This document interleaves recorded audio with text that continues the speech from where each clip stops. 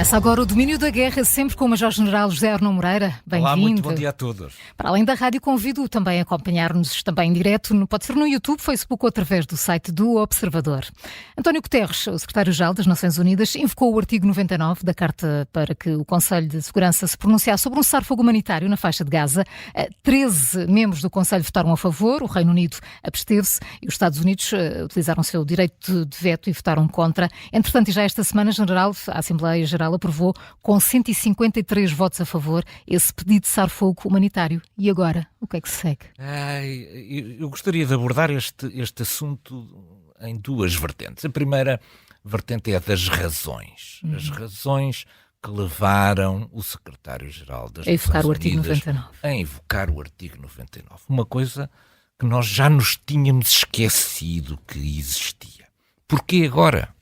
Que situação foi vista neste momento que ameaçasse a paz internacional que levou António Guterres a fazer isto? Portanto, eu gostaria de colocar isto primeiro do lado das razões, depois do lado das consequências, porque esta ação também tem consequências e essas consequências, é sobre as consequências que nós muitas vezes, é sobre os efeitos que nós temos que medir se as medidas foram adequadas ou não foram adequadas, se as decisões foram boas ou não foram boas. Bom, vamos começar pelas razões.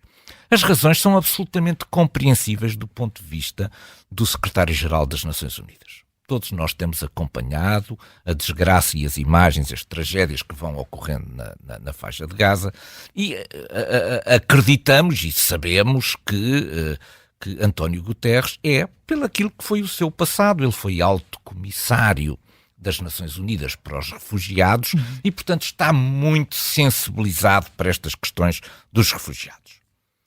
Não apenas está sensibilizado, como porque foi alto responsável das Nações Unidas, ele conhece muita gente envolvida nestas várias agências das Nações Unidas que tratam o problema dos refugiados.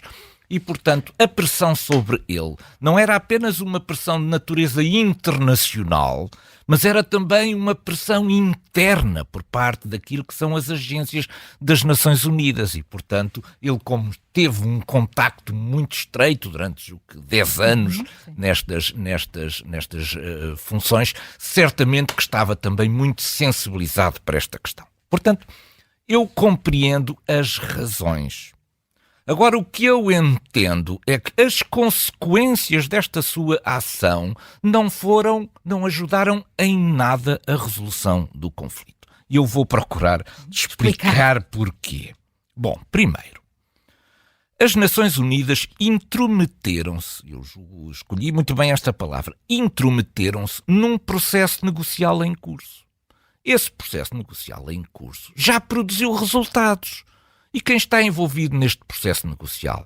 Bom, está o Qatar, mas estão também os Estados Unidos, está o Egito e, portanto, está aqui uma plataforma suficientemente diversa para poder encontrar aqui as pontes necessárias de diálogo para encontrar soluções. Bom, portanto, as Nações Unidas, que não tinham tido nada a ver com o assunto, que nunca foram capazes de cavalgar os acordos de Oslo, que nunca encontraram nenhuma solução para aquele conflito, de repente resolveram intervir quando já estava criado um grupo negocial que até tinha obtido resultados. Tinha obtido uma trégua de natureza humanitária. Não podemos esquecer que o grupo já tinha conseguido. As Nações Unidas foram procurar agora obter um cessar-fogo humanitário, o que quer que isso queira dizer, e eu mais tarde posso falar sobre isto. Mas foram-se intrometer num processo. Bom. Depois, forçaram os Estados Unidos ao veto no Conselho de Segurança. Não deveria ter acontecido, porque obrigaram os Estados Unidos a ficar isolados e a colocar-se do lado dos maus. Ora, os Estados Unidos são o único dos países ao nível mundial que tem capacidade para resolver este assunto. E, portanto, as Nações Unidas, ao colocarem Estados Unidos isolados no seu veto internacional, estão a atribuir o rótulo, a colar a etiqueta do mau no único país que pode resolver a questão. Isto não é questão... nós não podemos ficar apenas pelas razões, temos que ver depois as consequências destes conjunto de atos. Ainda mais uma coisa mais complicada. É que produziu uma clivagem entre os Estados Unidos da América e o Ocidente alargado. E nós dispensávamos completamente isto. Nós, quando vimos o voto na Assembleia Geral das Nações Unidas, vemos que, largamente, o Ocidente alargado votou ao lado do Irão, contrariamente aos Estados Unidos da América.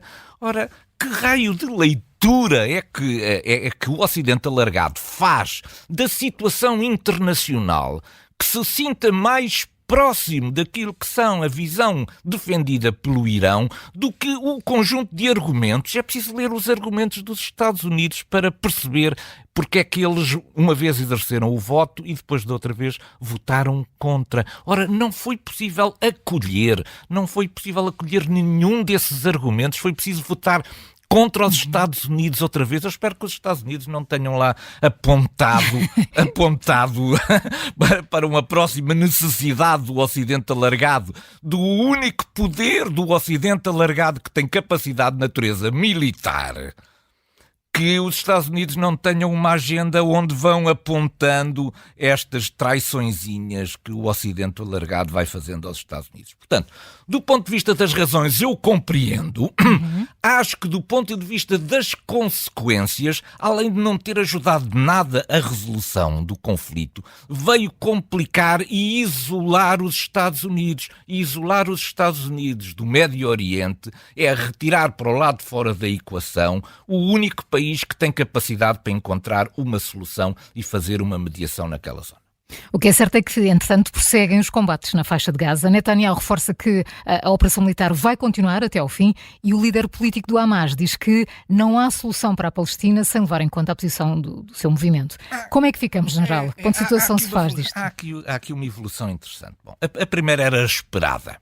Era esperada porque Israel desenvolveu, porque nunca deixou cair o seu instrumento militar, desenvolveu uma autonomia estratégica em relação ao mundo. Quer dizer, independentemente daquilo que pense a Assembleia das Nações Unidas, quem foi atacado foi Israel. E, portanto, Israel como tem o seu poder militar em grande forma, naturalmente que está autonomizado do ponto de vista estratégico da aplicação da força neste caso. Mas não está do ponto de vista político. Isto é, Israel está numa posição de grande fragilidade política ao nível internacional e, portanto, necessita que haja aliados que o possam apoiar. Portanto, há aqui agora uma espécie de uma troca de argumentos entre Israel e a comunidade internacional que compreende a ação de Israel. Que é, Israel tem que adoptar uma estratégia de natureza militar que, de alguma maneira, responda àquilo que são as preocupações, sobretudo, dos seus aliados. E isso vai certamente preparar-se. Talvez em programas futuros possamos falar sobre aquilo que são ofensivas de baixa intensidade, que pode ser, digamos, uma saída para um equilíbrio para estas duas posições. Mas houve aqui também uma evolução do ponto de vista do Hamas. O Hamas está numa posição muito... Israel está frágil do ponto de vista político internacional, mas o Hamas pode estar frágil do ponto de vista da sua subsistência militar no território. E houve um conjunto de declarações muito interessantes que basicamente se podem resumir nesta frase. O Hamas considera que a solução para o problema da Palestina não pode passar ao lado do próprio Hamas. Ou seja, o Hamas começa a reconhecer que tem que haver uma solução de natureza política para isto e que aquela sua posição inicial de recusar os dois Estados pode, afinal, conhecer aqui um conjunto de alterações muito significativas. O Hamas não estaria até disposto, eventualmente, a participar nestas negociações, porque tem medo que no meio disto estar disponível para isso. Exatamente, seja apenas a autoridade palestiniana a conduzir um processo negocial, deixando o Hamas do lado de fora. Portanto, a pressão militar de Israel não tem apenas efeitos, aqueles efeitos que estão a ser vistos, da captura de armamento, da destruição de postos de comando, dos prisioneiros, etc. Tem também aqui um efeito de pressão sobre o Hamas, e o Hamas pode ser obrigado a olhar para uma via de natureza negocial no sentido político de poder eventualmente vir a acolher também outras soluções a que o Hamas, em princípio e pelo seu ADN, não estaria disposto a aceitar. Falemos agora de Zelensky, que, aproveitando a ocasião da tomada de posse do novo presidente da Argentina, encontrou-se com vários líderes da América do Sul, foi aos Estados Unidos falar com congressistas e receber $200 milhões de Joe Biden. Podemos falar num balanço positivo para esta visita de Zelensky? Esta visita teve certamente bastante menos impacto mediático do que tiveram as visitas anteriores. Bom, isto ocorre por causa do ambiente absolutamente explosivo que se passa em relação à política interna norte-americana. Portanto, esta visita de Zelensky aos Estados Unidos não se esperavam daqui um conjunto de resultados muito significativos. Sabíamos que poderia haver a ajuda financeira que foi oficialmente anunciada, mas que era expectável. Simplesmente ela fica muito longe daquilo que são as necessidades da Ucrânia. Não é apenas uma questão do dinheiro, é que é preciso ver qual é o circuito deste dinheiro. Grande parte deste dinheiro fica nos Estados Unidos, porque este dinheiro é utilizado para alimentar a indústria de defesa dos Estados Unidos, que por sua vez entregam equipamentos depois militares à Ucrânia. Portanto, os Estados Unidos podem anunciar que são dezenas de milhares de milhares que voam para a Ucrânia, mas na verdade não voam para a Ucrânia, voam para a indústria de armamentos dos Estados Unidos, porque são empregos, é riqueza gerada nos próprios Estados Unidos. Bom, simplesmente a visita pode ter tido mais resultados do que aqueles que são visíveis. Isto é, também apelidar-me já de fracasso esta visita talvez seja exagerado. Isto porquê? Porque Zelensky não veio completamente desiludido da conversa que teve com os congressistas norte-americanos. E o primeiro indício técnico que temos disto é que resolveram democratas e republicanos prolongar para lá daquilo que era a pausa anunciada do Natal, as negociações para se encontrar aqui uma solução.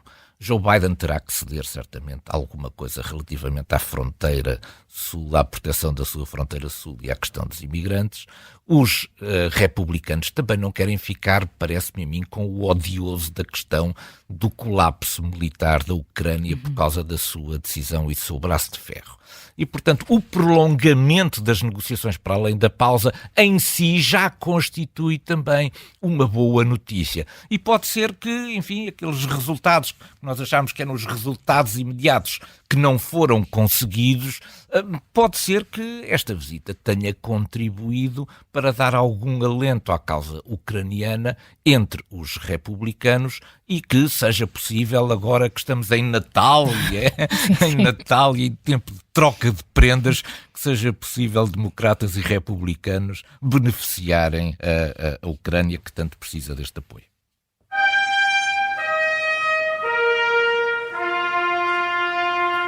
Sergei Lavrov disse numa entrevista que passou no domingo passado que a Rússia se tornou mais forte com a guerra da Ucrânia, tal como se tinha tornado mais forte ao derrotar Napoleão e Hitler. É válida esta comparação, general, ou está a lançar aqui uma imensa cortina de fumo? Não é apenas cortina de fumo, mas é também areia para os nossos olhos, porque as campanhas militares são absolutamente distintas. No primeiro caso, no caso da invasão à Rússia por parte de Napoleão, ou no caso, na Segunda Guerra Mundial, da invasão conduzida por Hitler, estamos a falar de um lado os russos, do outro lado os soviéticos, terem estado a lutar pela sua sobrevivência. Isto é, foram invadidos e, portanto, tiveram que se tornar mais fortes para esse caso. O segundo caso é muito diferente, quer dizer, o caso da Ucrânia é muito diferente. A Federação Russa não foi invadida, ela própria é que é o invasor. Portanto, quem teve que se tornar mais forte foram os ucranianos. E se os ucranianos não se tivessem tornado verdadeiramente mais fortes, ao fim de 2 anos, não estávamos aqui a discutir se conseguem conquistar ou não conseguem conquistar a Avdivka. Quer dizer, essa é que é a questão. Portanto, há aqui fumo e areia para os nossos olhos. Mas o que me parece aqui talvez mais importante é olhar um bocadinho para este certo ar fanfarrão. Há agora uma fanfarronice que de repente despertou nas 2 últimas semanas e que está patente, quer nas declarações de Lavrov, quer nas declarações do porta-voz, da porta-voz do Ministério dos Negócios Estrangeiros, quer naquilo que foi digamos, esta entrevista pública a que se sujeitou entre aspas, Vladimir Putin ontem relativamente ao conjunto de questões que foram certamente preparadas, escolhidas e para as quais ele estava muito bem disponível para responder. Mas há um certo ar de fanfarronice. O que é este ar de fanfarronice? É dizer, nós somos os maiores. Nós somos inatacáveis, está tudo a correr às mil maravilhas, isto nunca esteve tão bom, nós vamos conseguir todos os nossos objetivos, etc. Bom, esta linguagem e este novo tom que agora apareceu não resulta exclusivamente do facto de a Ucrânia ter visivelmente estar a enfrentar um conjunto grande de dificuldades. Não tem apenas a ver com isso, tem a ver com a campanha eleitoral de Vladimir Putin. Nós vamos entrar agora numa fase em que só vai haver belíssimas notícias e em que estas declarações proclamatórias de vitórias absolutamente extraordinárias, magníficas e de um poder imenso da Federação Russa vão ser feitas até a exaustão, até chegarmos às eleições. Repare-se que para que a campanha eleitoral não fosse estragada logo no seu início... Vai falar de Navalny? Navalny desapareceu. Isto é, Putin mandou Navalny para um sítio absolutamente desconhecido, não sabemos onde é que ele anda absolutamente desconhecido. Para quê? Para que ele não pudesse ter sequer uma palavra que pudesse manchar o lançamento desta campanha gloriosa para a reeleição de Putin. E, portanto, vamos continuar a assistir a toda esta fanfarronice de Vladimir Putin de copo de champanhe na mão, rodeado de todo aquele esplendor no Kremlin, enquanto há dezenas de milhares de mortos dos seus soldados no campo de batalha. Tudo isso vai ser escondido e vamos continuar a olhar a este espetáculo absolutamente chocante de Putin nos tentar convencer que a Federação Russa está no auge, digamos, do seu poder. Não está, infelizmente, nem do ponto de vista económico, nem sobretudo do ponto de vista militar. A Federação Russa hoje em dia é um grande líder mundial.